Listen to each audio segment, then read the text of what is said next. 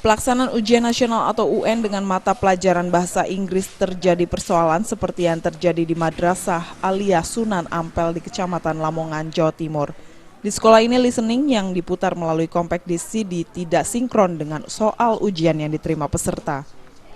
Karena tidak sinkron, pengawas ujian nasional di sekolah tersebut meminta siswa untuk mengosongkan jawaban dari soal nomor 1 hingga nomor 15. Sementara untuk soal lainnya tetap harus dikerjakan. Menurut Marmi, pengawas ujian, awalnya dirinya mendapatkan informasi dari Subrayon bahwa soal ujian bahasa Inggris tidak sinkron dengan listening.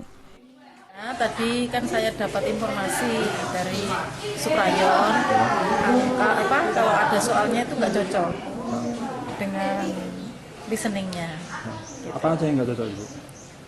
Ya yang diputar di CD-nya itu loh Mas, listening kan pakai CD, ternyata di situ nggak cocok yang pertanyaannya dengan yang ada di jawabannya di situ. Kalau bahasa Inggris? Bahasa Inggris. Berapa soal, Bu? Nomor 1 sampai 15 listeningnya.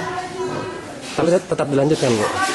Loh, terus gimana jawabannya kan nggak cocok, akhirnya ya dikosongi terus nanti di berita acaranya ditulis. Atas kejadian ini, pengawas ujian akan membuat berita acara kekacauan ujian nasional untuk mata ujian bahasa Inggris tersebut ke Dinas Pendidikan Lamongan untuk segera ditindaklanjuti. Meski terjadi kekacauan, peserta ujian nasional dapat menyelesaikan ujian bahasa Inggris dengan lancar dan tepat waktu. Diharapkan kekacauan ini tidak lagi terjadi di ujian nasional tahun depan.